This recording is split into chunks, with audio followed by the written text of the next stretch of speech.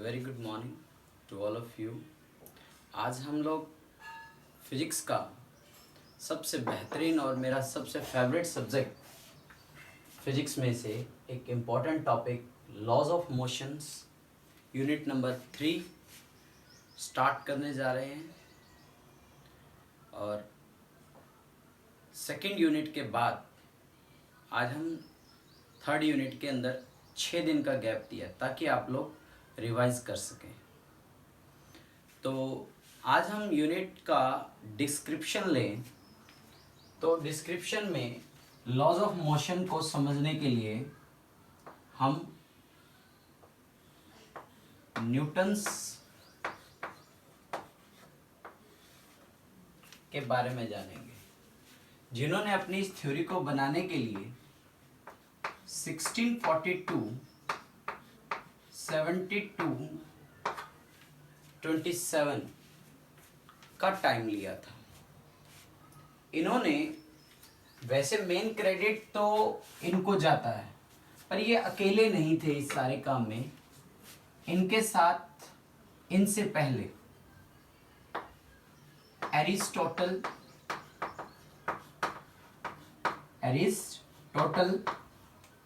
Then Galileo, इन दोनों को मिलाकर न्यूटन ने अपनी एक थ्योरी डेवलप की।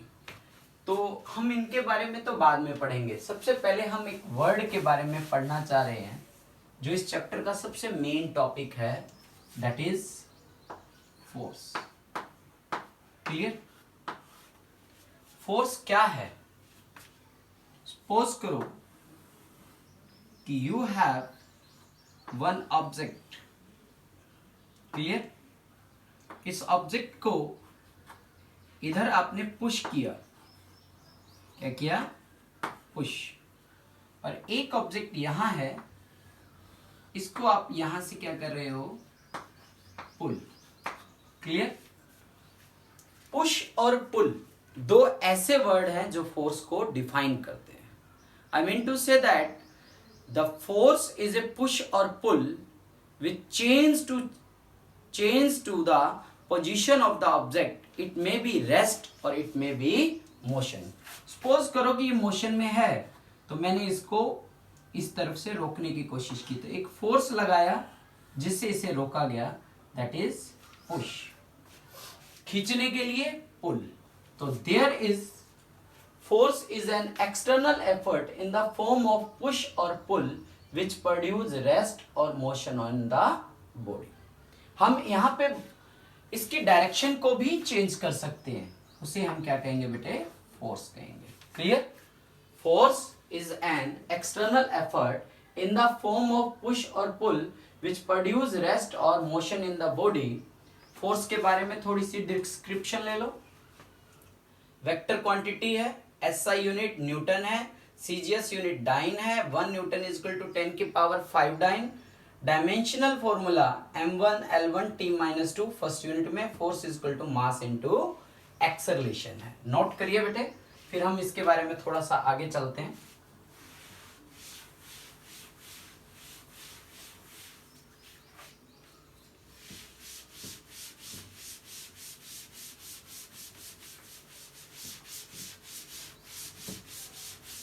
देखिए, जब हम फोर्स को पढ़ने जा रहे हैं, क्लियर, तो फोर्स हमने बहुत तरह से पढ़ी हुई है, जैसे कि gravitational force,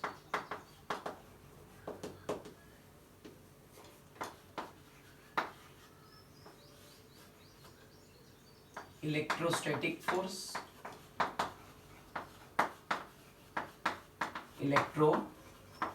force, weak force और न्यूक्लियर फोर्स। ठीक है? Gravitational force, electrostatic force, weak force. Okay है? इसका फॉर्मूला हमने पढ़ा था G m1 m2 अपॉन में r स्क्वायर। इसका फॉर्मूला पड़ा था k q1 q2 अपॉन में r स्क्वायर। इसी तरह से सेंट्रीपिटल भी एक फोर्स है। Force, weight also a force, electric force also a force। Centripetal force होता है बेटे mv स्क्वायर अपॉन में r, weight Fw that is equal to mg, electric force F is equal to Q into E। ये सब पढ़ेंगे हम आगे, तो नोट कर लो इसको बेटे अच्छे से।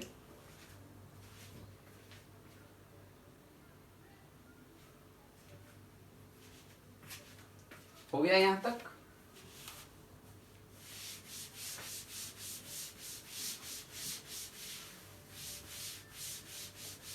इसके बाद आप ये देखिए कि सपोज करो ये एक सर्कुलर पाथ है, ये इसका सेंटर हो गया, ठीक। एक ऑब्जेक्ट अगर नीचे गिर रहा है अपने मास के साथ ड्यू टू इट्स ग्रेविटी, तो वो बन जाता है बेटे F equal to m into ji.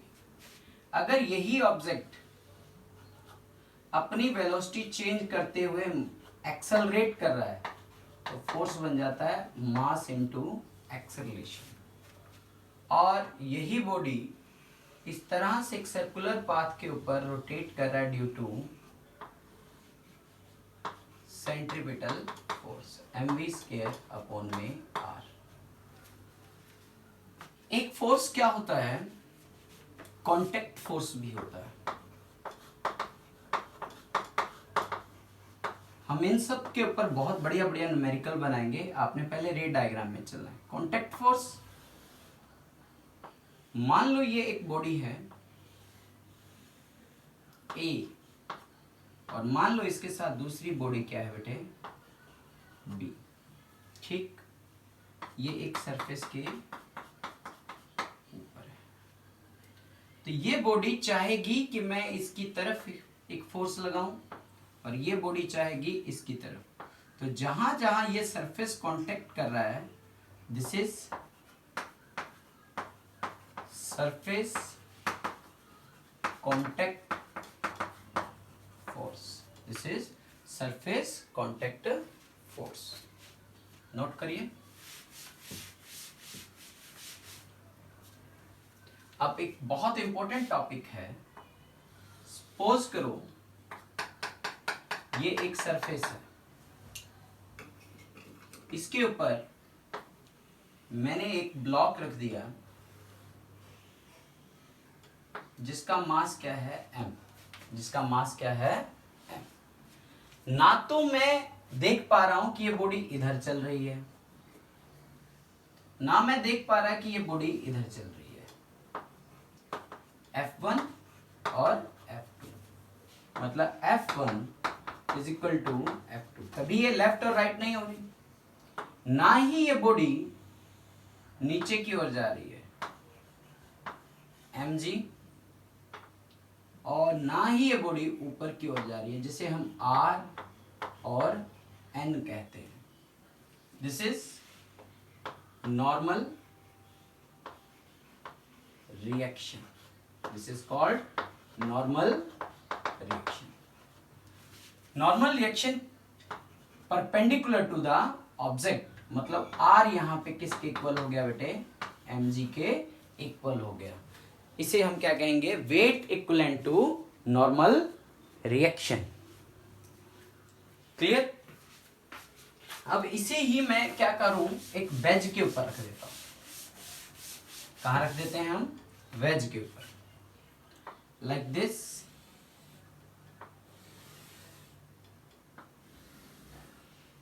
Clear? ये एक वेज हो गया बेटे थीटा, और एक ब्लॉक मैंने इसके ऊपर रख दिया जिसका मास क्या है बेटे m। ठीक है, मैं कहूं कि इसका नॉर्मल रिएक्शन बनाना है आपको, सॉरी इसको साफ कर,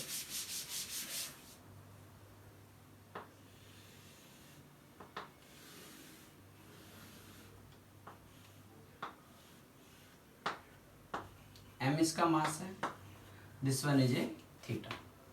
तो आपको ध्यान होगा मैंने एक कंपोनेंट पढ़ाया था तुम्हें, मान लो ये एक r है रिजल्टेंट और ये उसका क्या हुआ थीटा, तो इसे आप क्या लिखोगे r cos थीटा बेस के साथ वेक्टर के अंदर, और इसे क्या लिखोगे r sin थीटा, है ना। सबसे पहले जब भी कभी आपको वेज की प्रॉब्लम मिले तो आपने क्या करना है, एक लाइन इस लाइन के बिल्कुल परपेंडिकुलर गिरा देना, this is mg, this is mg।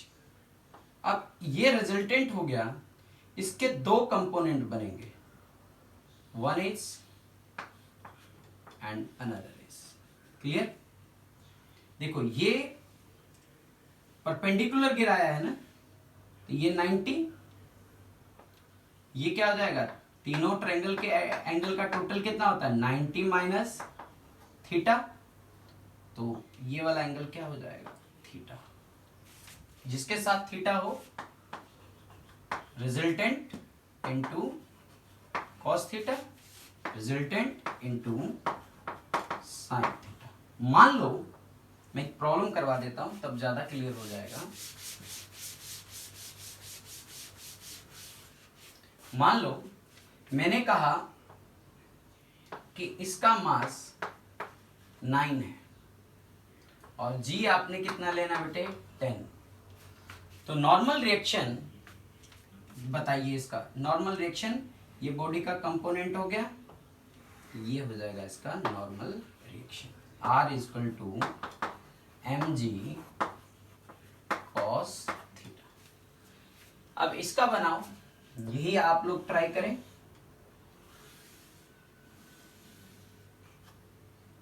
ये ब्लॉक जिसका मास 9 है, थीटा मान लो ये 45, थीटा क्या हो गया 45 डिग्री। आपको कहता है कि इसका नॉर्मल रिएक्शन बताएं। करो शाबाश इस डायग्राम को देख के, पॉज करके।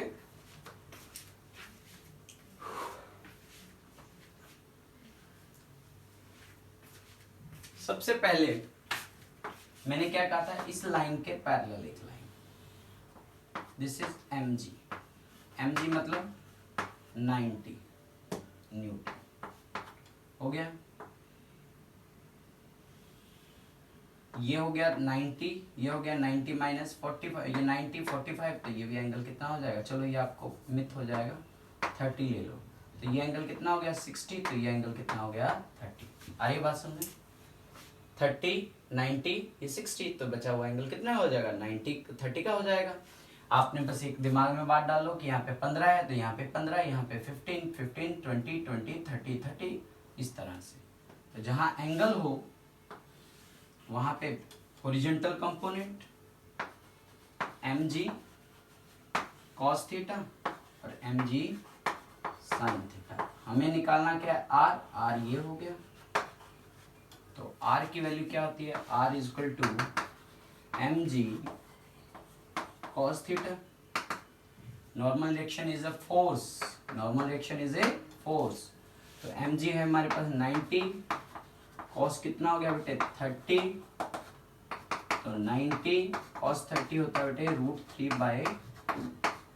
√3/45, कितना आ जाएगा 45√3 न्यूटन। हम इसको FBD में भी पढ़ेंगे, अभी मैं सिर्फ आपको फोर्स के बारे में बता रहा हूं। अब हम, ये तो था न्यूटन के बारे में, न्यूटन से पहले मैंने दो नाम बताए, एरिस्टोटल, एरिस्टोटल की फैलेसी एंड देन गैलीलियो। अब हम इसके बाद एरिस्टोटल और गैलीलियो के बारे में पढ़ना चाहेंगे। तो आपकी स्क्रीन पे मैं अभी एरिस्टोटल के बारे में बता रहा हूं।